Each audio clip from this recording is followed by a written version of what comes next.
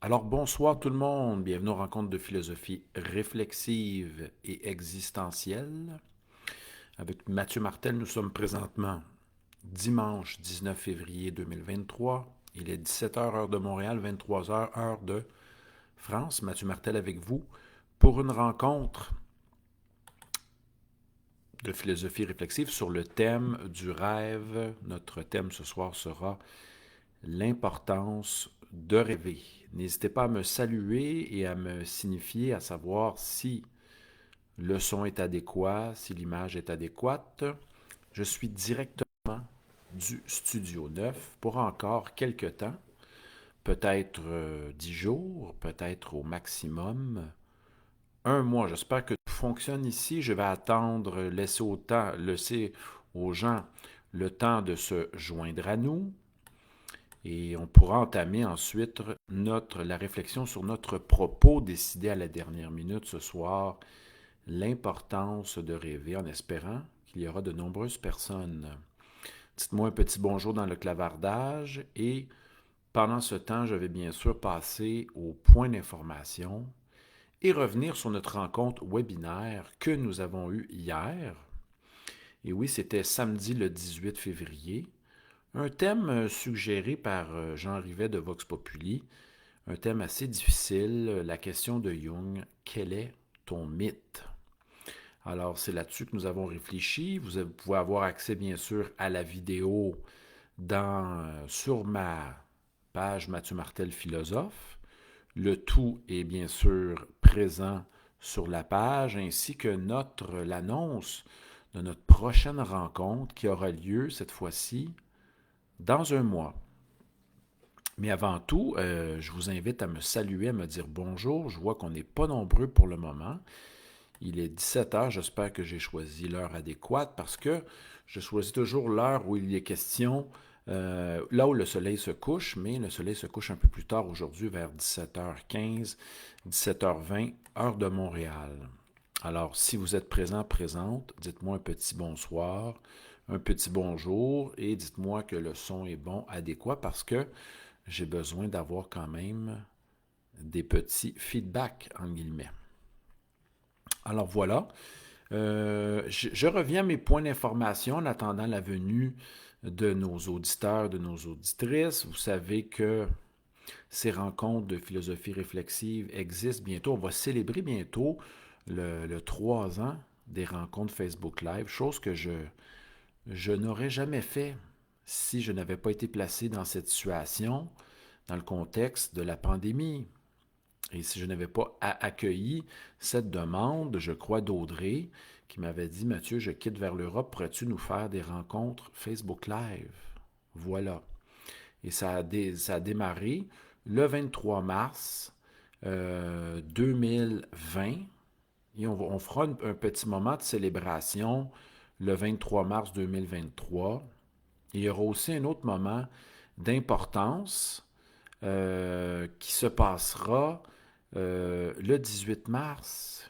Oui, et on aura un webinaire ce matin-là, 10h heure de Montréal. Et aussi, comment dire, 16h heure de France. C'est notre prochain webinaire qui va s'intituler, qui est sur la Suivre la voie de la facilité. Point d'interrogation. On va se demander s'il est important de suivre la voie. Désolé. Oups, je cherche ici mon petit curseur. Est-ce qu'il est important de suivre la voie de la facilité? Ce sera notre webinaire auquel vous pouvez vous inscrire. Je vais vous mettre le lien dans le clavardage ici. Voilà. Je vais vous placer ça ici. Voilà, ici, je l'ai trouvé. Donc, il y a 200 places. Habituellement, on est capable d'avoir entre 125 et 200 inscriptions. Et là, je vais vous mettre le tout ici dans le clavardage. Voilà pour l'inscription. C'est le 18 mars, un samedi. On a des gens qui s'inscrivent un peu partout. Voilà les gens qui s'inscrivent à la fois de la France, du Québec, de l'Afrique du Nord et quelquefois d'Haïti aussi.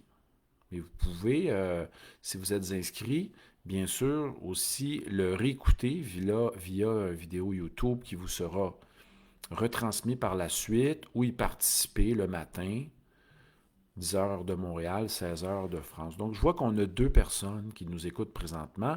Je me demandais si le tout fonctionnait. On va laisser le temps aux gens de se joindre à nous et nous saluer. On salue Hélène, qui est sûrement dans les bois quelque part. Voilà. Bonsoir à tous et à toutes et ceux et celles qui nous écoutent en secret, en différé. Bien sûr, on a nos auditeurs et auditrices qui nous écoutent en différé. Alors, comme je disais, on va fêter bientôt la 3e année, le 23 mars, je vais faire un spécial. Un spécial, je ne sais pas à quelle heure, mais le 23 mars, on va célébrer le 3e anniversaire des rencontres Facebook Live.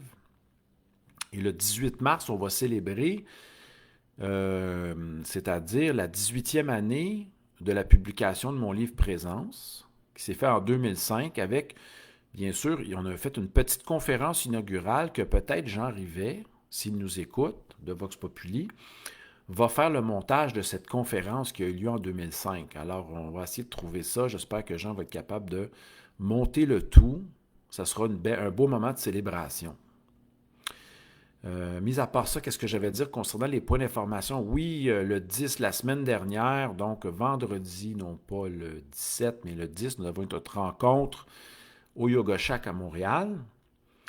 Métro Crémazie, super belle salle de yoga, ce fut extraordinaire. Alors, notre prochaine rencontre au Yoga Shack, ça sera le 10 mars, donc 10 jours avant le printemps, en pleine période de pleine lune. Il s'agit d'une conférence sur le fameux, sur le oui. Hein, je vais aller voir ça ici sur ma page parce que on dirait que des fois, j'oublie mes titres. Hein. La joie commence. Est-ce que c'est ça? Je vais vous dire ça tout de suite. Je vais le mettre aussi pour les inscriptions dans le clavardage. La joie commence par un oui. Vous pouvez vous inscrire à l'avance. Je vais mettre le lien ici dans le clavardage. Voilà. Vous pouvez vous inscrire à l'avance ou vous présenter sur place. C'est 20 $ par personne. Et on a un maximum, on a 10 à 12 places au Yoga Shack. C'est une place très intimiste. Et voilà, on aura nos habitués qui seront là et de nouvelles personnes, bien sûr. Donc, j'ai mis le tout dans le clavardage. Et voilà pour les points d'information. Donc, voilà, je vais d'un côté, ce qui s'en vient prochainement va se passer au mois de mars.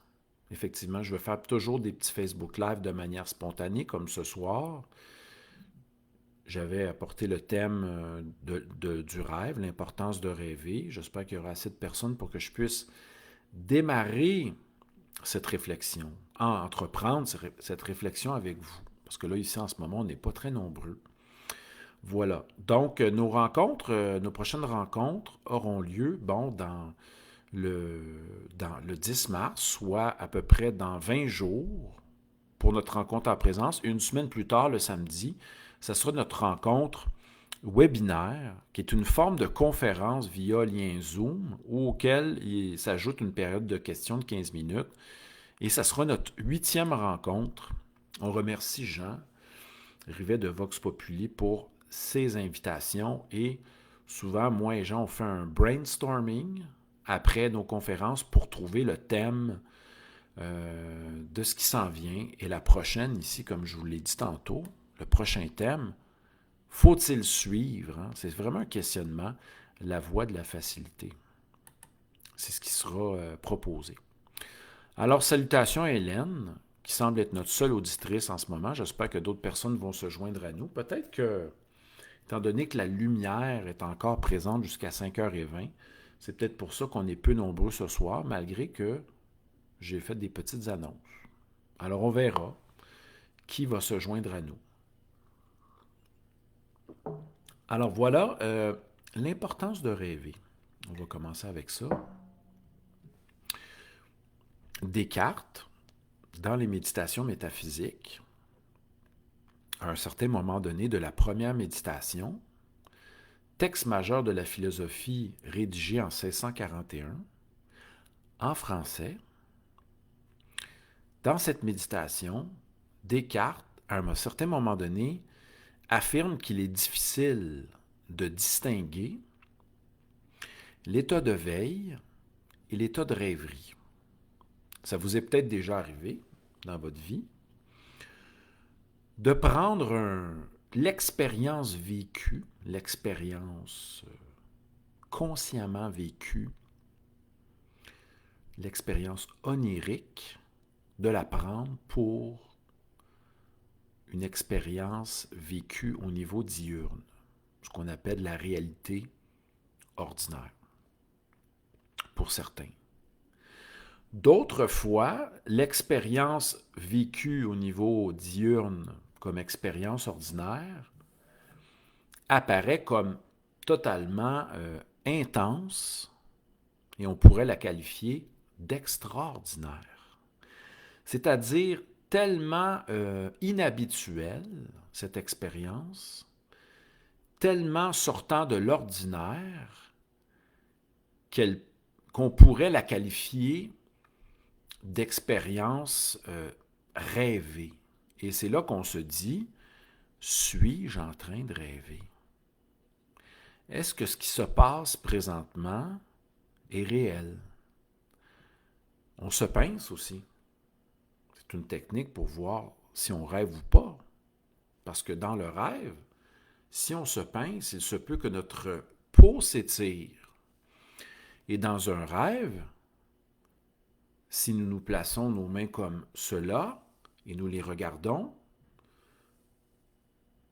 il se peut que nos mains aient une autre apparence et c'est peut-être là qu'on va se rendre compte qu'on est on est dans un monde parallèle, en train de faire une expérience de conscience et se dire je suis en train de rêver, donc la réalité dans ce plan-là est peut-être malléable. Alors il se pourrait que je me dise est-il possible de voler? Je me mettrais à sauter et à m'envoler, ce qui m'est arrivé quelquefois dans le passé. Alors, nous pouvons rêver de manière diurne, c'est-à-dire s'adonner à une forme de projection imaginaire. Hein. Nous pouvons même entreprendre, en s'inspirant d'Einstein, un travail d'intuition et d'imagination pour nous projeter dans un ailleurs, pour construire des châteaux dans les nuages, etc., ou nous projeter vivant quelquefois à une autre époque, ou encore dans un autre lieu, dans un futur prochain. Et lorsqu'on fait cette activité-là, on ne se dit pas toujours, bon, je vais décider ici maintenant, à point nommé, de commencer à pratiquer le rêve diurne. Non, on se fait happer par, sans le vouloir, de manière involontaire, on se fait surprendre à s'adonner à la rêverie. Couché sur son sofa, là, comme le sofa derrière moi, regardant le plafond, allongé. Voilà. On peut aussi être, comme certains le disent, on peut être, à certains moments, partir dans la Lune et voyager ailleurs, mais toujours dans le monde diurne, dans le jour. On peut pratiquer cette rêverie-là, ce type de rêverie-là. Mais aussi, on peut être frappé la nuit par l'expérience d'un rêve. Et cela se produit de manière involontaire. Nous rêvons à des gens que nous connaissons ou à des gens que nous allons peut-être quelquefois rencontrer plus tard. Le thème de ce soir, c'est l'importance de rêver ou l'importance que nous accordons aux rêves dans notre vie. Prenons-nous le temps d'être attentifs aux rêves que nous faisons de manière nocturne? Est-ce que nous nous rappelons de nos rêves? Est-ce que nous nous couchons en nous disant « J'aimerais bien me rappeler de mes rêves, me réveiller, les noter ». Est-ce que nous faisons cela? Est-ce que nous nous demandons quelquefois, j'aimerais avoir la réponse à certains problèmes ou à certains questionnements à travers mes rêves? D'autres fois, on n'a même pas besoin de demander et on fait des rêves symboliques, des rêves puissants, des rêves qui tantôt s'avèrent prémonitoires.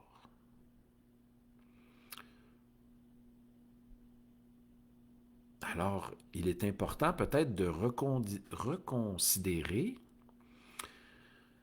l'importance que nous accordons au fait de rêver à la fois dans le jour, sous forme de la rêverie, de la projection, de l'imagination, et quelquefois accorder de l'importance à ce que nous vivons la nuit, lorsque nous rêvons involontairement.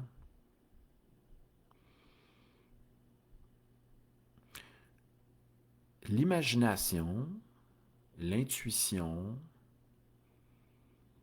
et le fait de se projeter, ou certains parleront de visualisation créatrice, peuvent justement nous aider à clarifier ce qui voudrait naître en nous ou ce qui voudrait naître de nous.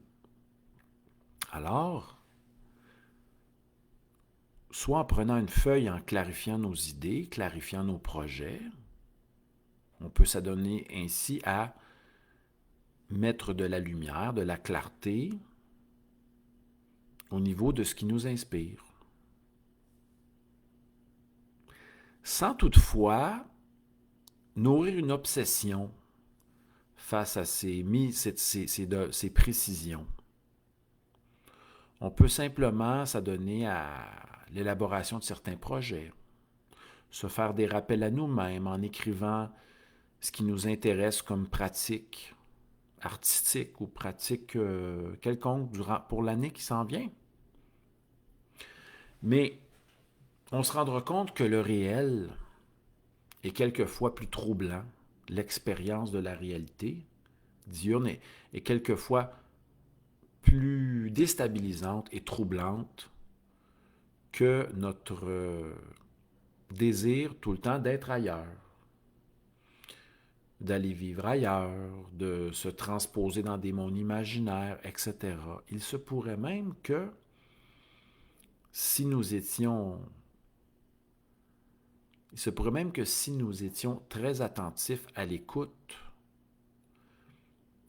face à nos intuitions, face à ce que nous ressentons profondément, il se pourrait que le réel soit extrêmement riche. Voilà. Et que face à cela, nous ne voudrions plus quitter ou nous évader toujours, soit dans l'écoute musicale ou l'écoute de séries télévisées, de films, de nous évader de la réalité. Peut-être que la réalité est encore plus près du rêve que ce que nous avions envisagé du réel. Hein? Peut-être que le réel est très riche, mais que nous n'osons pas l'investiguer.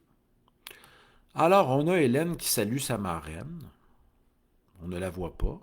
Salutations à Hélène, salutations à Vanessa, Brigitte et ceux et celles qui nous écouteront en secret, en différé, plus tard, sur ma page Mathieu Martel Philosophe. Si vous allez dans la section vidéo, vous avez tous nos enregistrements depuis les débuts. On a à peu près 225. J'en ai éliminé une quinzaine, lesquels je trouvais insatisfaisants.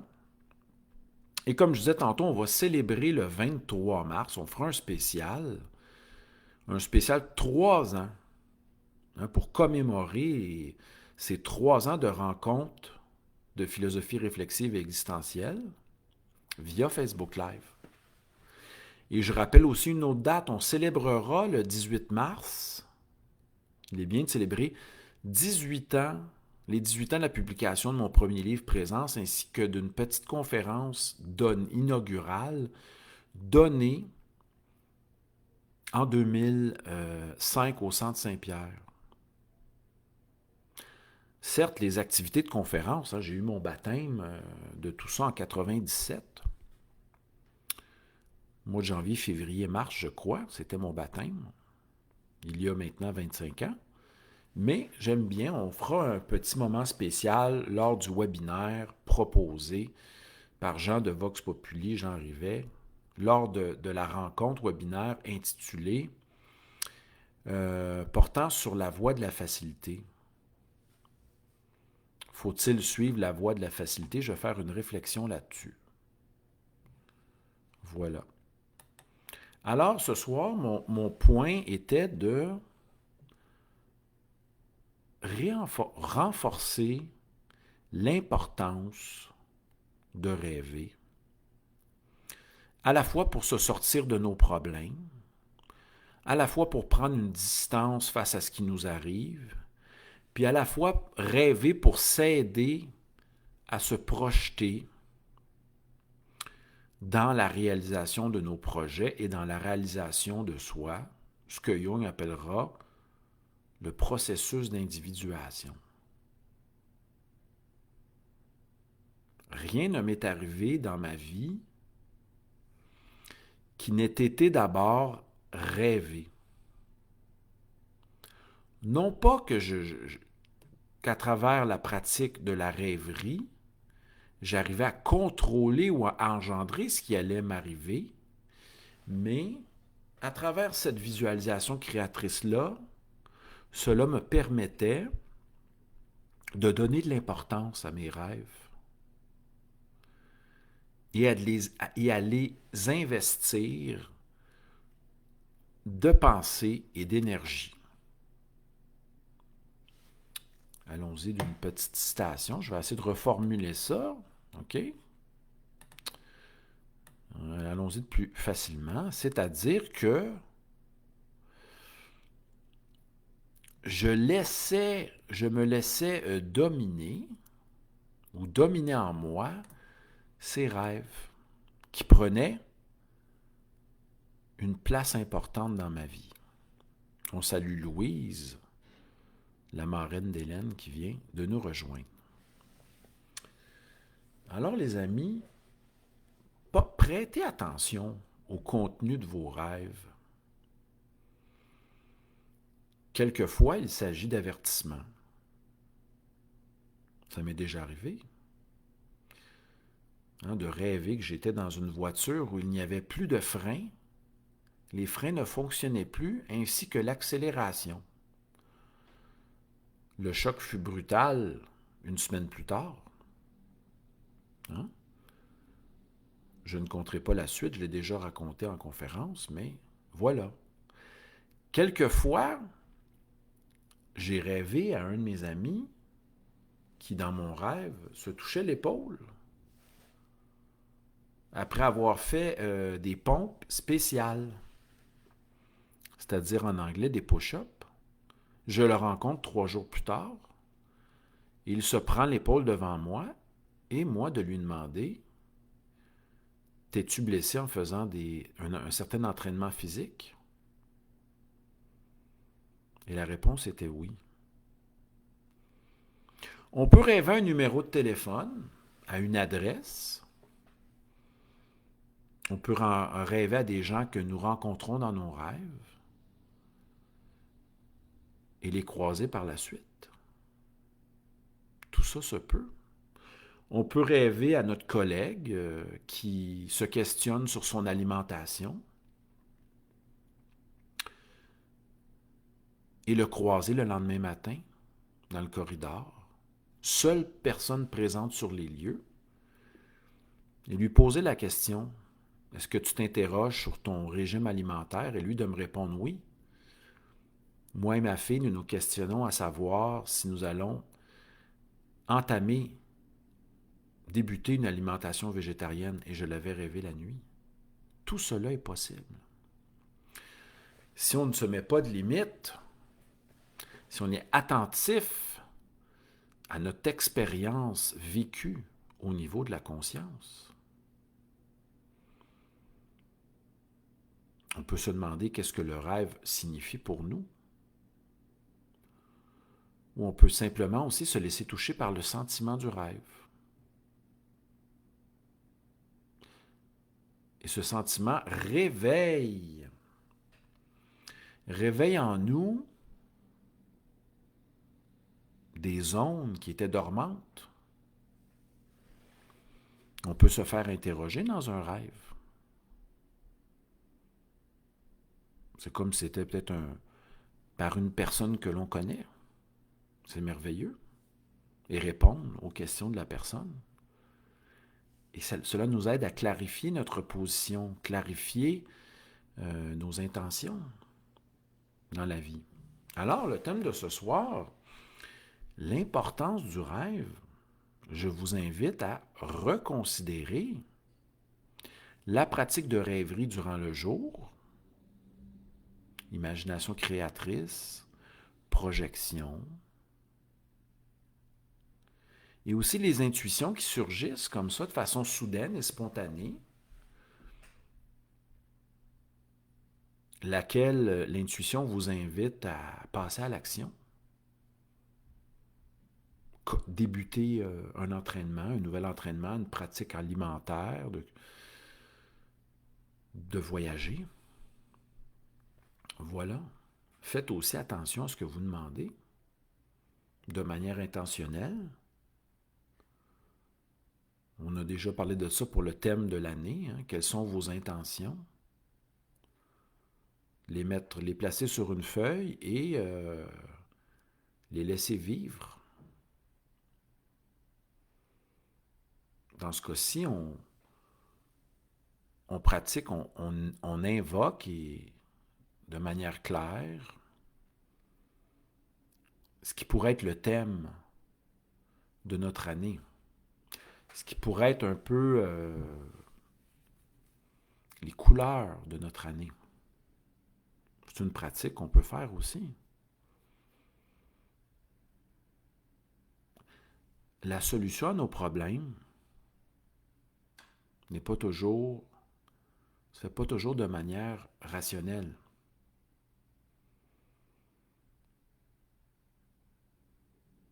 On se rappellera la belle phrase que j'ai déposée sur ma page Mathieu Martel Philosophe de Bergson. Ça peut aussi passer par les grandes prises de conscience. Bergson qui déclare « Si nous mettions autant de temps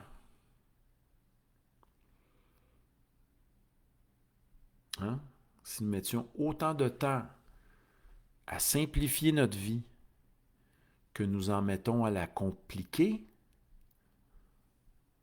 la vie serait plus facile et il y aurait davantage de transformation, de changement. Mais non, nous aimons soit poursuivre le même chemin, le chemin des habitudes, le chemin du connu, au lieu peut-être d'emprunter des voies, les voies de l'imaginaire, de l'intuition, des prises de conscience soudaines révélées par des intuitions. Sommes-nous attentifs à ce qui monte en nous quotidiennement, à tout instant?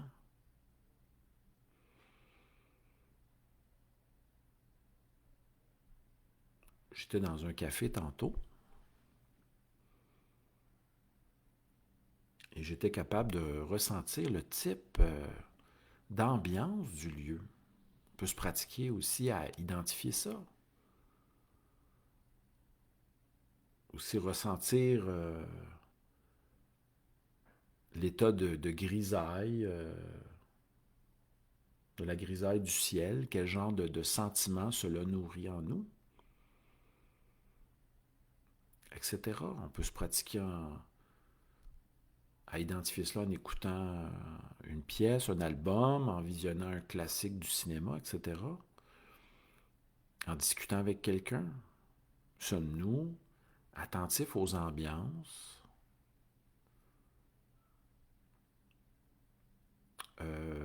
aux couleurs du moment? Pouvons-nous transposer ça est-ce que ça nous fait penser à une certaine mélodie, à une certaine musique? Alors, le thème de ce soir, c'est l'importance, hein? Renouons avec cette faculté de rêver, à la fois dans le jour, à la fois dans la nuit. Laissons de la place à nos rêves. Nous pouvons aussi rêver de manière vaste. Ça nous aide à déployer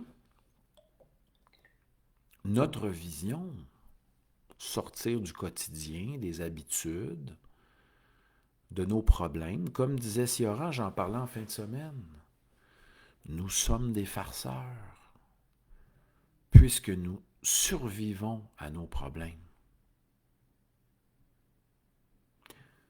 Y a-t-il un problème ici maintenant, si on prend une grande respiration profonde? Le problème, c'est peut-être que nous prenons trop au sérieux nos problèmes, qui sont souvent des problèmes engendrés par notre inaptitude à savoir vivre, à savoir nous mouvoir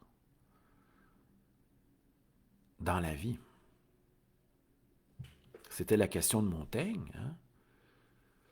Mon art est celui de vivre et nous n'avons pas appris à vivre. Ça nous laisse en suspens en nous demandant, mais qu'est-ce que vivre? Et comme disait Platon dans l'Apologie, qu'est-ce que bien vivre? Quel est le genre de vie qui me convienne? Suis-je à côté de moi-même, à tous les niveaux? Au niveau de ma vocation, au niveau de mes relations, au niveau de mes projets, suis-je à côté de moi-même? Est-ce que je me permets de rêver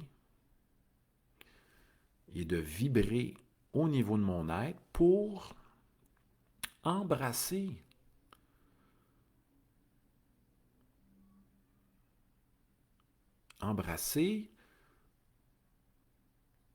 ce qui inspire mon goût profond? De quoi ai-je le goût? À quoi je me sens appelé ici maintenant? Cela passe par des prises de conscience. Cela peut aussi passer par... On peut obtenir la réponse à ces questions-là à travers des rencontres, des intuitions, des prises de conscience soudaines, des sentiments qui nous habitent. Voilà. Donc, le thème de ce soir était l'importance de rêver. On ne s'est pas demandé qu'est-ce que rêver. On aurait pu se demander ça au début de la rencontre. Qu'est-ce que rêver pour vous? Y a-t-il une limite à la rêverie? Est-ce que la rêverie est problématique? Est-elle nécessairement fuite de l'expérience de la réalité? Ou peut-elle nous aider à mieux vivre la réalité?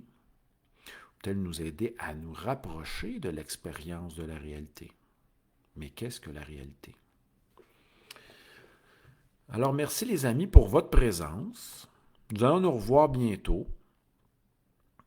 Au plaisir de vous voir en présence au Yoga Shack dans 20 jours, le 10 mars. La joie commence par un oui. Allez voir dans le clavardage pour les informations d'inscription et au plaisir de vous voir en webinaire, via le webinaire Zoom, avec le thème « Suivre la voie de la facilité ?» point d'interrogation. Faut-il suivre la voie de la facilité? Ça sera le 18 mars pour cela. Merci à tous et à toutes. Passez une belle soirée, prenez soin de vous. Salutations aux gens qui nous écouteront, bien sûr, en différé. Toujours dans la section vidéo, toujours sur ma page Mathieu Martel Philosophe. Pour plus d'informations, allez sur mon site mathieumartel.com. Je vais aller souper. Prenez soin de vous. Bon dimanche, bon 19 février 2023. Et nous allons nous revoir bientôt. Bye bye tout le monde.